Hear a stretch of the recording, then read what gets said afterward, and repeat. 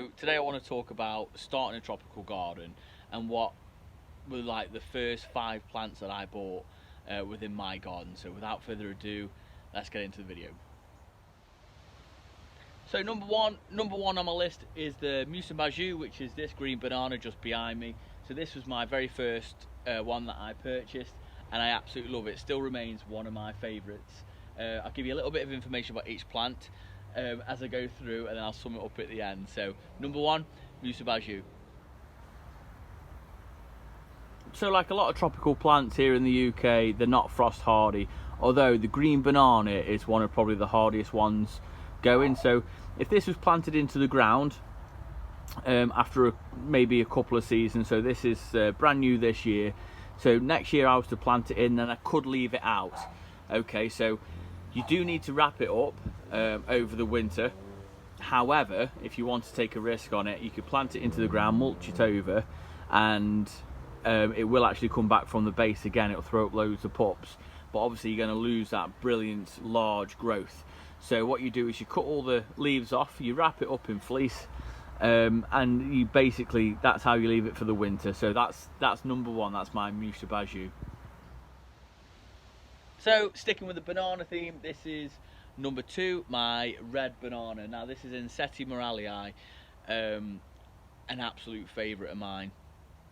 However, it's not quite as hardy as your green banana. So you can look at this as more of a bulb or a corm as opposed to a plant. So what you do is you chop the leaves off, take it out of the pot, and you dry it out. A lot like you would like a dahlia plant or something like that, but I can show you over the winter what I'm going to do with mine. So that is my number 2. Number 3, so I'm going to say are going to be my cordyline. So I've got a couple of different cordylines. The red cordyline is Red Star. It's hardy down to about -6, although last year cordylines had a hard time over the winter. And then I've got my green cordyline, so Cordyline australis, a lot more hardy. They're hardy to around -10. However, like I said, last season they had a really tough season. Now what you can get with these is they get like a really large palm tree as you take the lower leaves off as they yellow off. So I'll show you how to do that. Really simple, but they look really spectacular as they start to get bigger.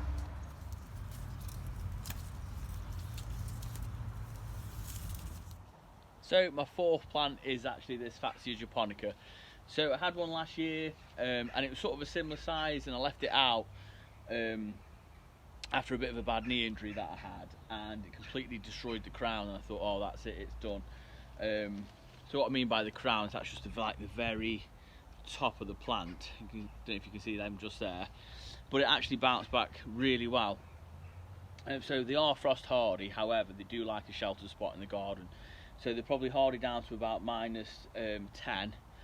Obviously a really harsh one, it's going to sort of kill it down to the base. However, just for the structural aspect of it, compared to like your hard look when it comes to your cordyline, it adds like a really sort of interesting depth. So as you can see there, I've got my red green bananas in, my red cordyline, and obviously this Fatsia here. So I'm trying to sort of, as I go through this video, so I'll pack them in for you so you can see them. So every plant here is sort of adding a different dimension really. But yeah, it's really fantastic. It doesn't really flower as such. There is like a spider web style you can have, which is like a variegated leaf, which is really quite nice. But this is just a Fatsia japonica. You can normally pick these up as a house plant, to be honest, for around £5 within B&Q and things like that. I think this cost me around £6 at the start of the season. And it does put on a lot of growth in the right spot. Shaded spot, not full sun, not sun lovers like the bananas and the cordylines, but yeah, it still does really well. Now, last but not least, just here, I have my Brugmansia. So it's one of my ultimate favourite plants ever, to be honest. It doesn't look very good right now. It's had an absolute season of it. Not frost hardy, so if you left it out, it would be completely kaput. A lot like your morellii, red ENSETE, red banana. So this one down to 0. It'll take a touch of, it won't take a touch of frost on. I was going to say it'll take a touch of frost, it really won't. One frost and it's done.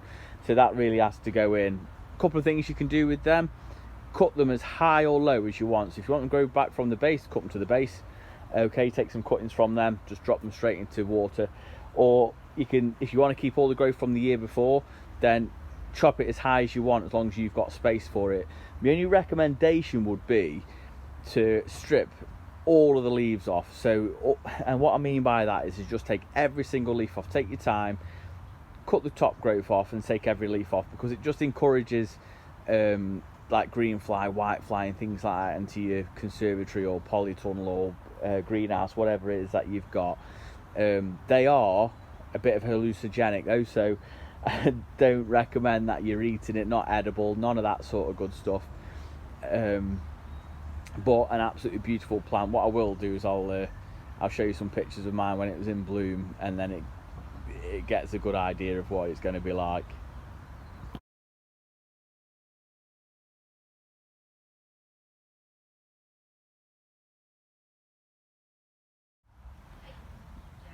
I know I said 5, but I'm going to add a cheeky little one in here. This nasturtium, this is. So they work out about 3p each in a packet, and I sow them in amongst my plants as they get established, so it kind of fills all the gaps up.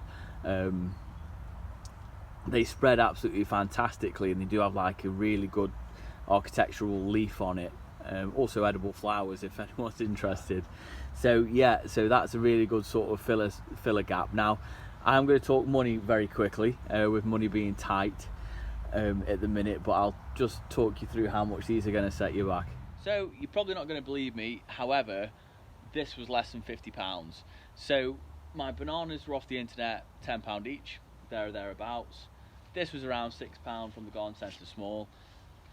My red star was about £7.99, and then my green australis was £2.99.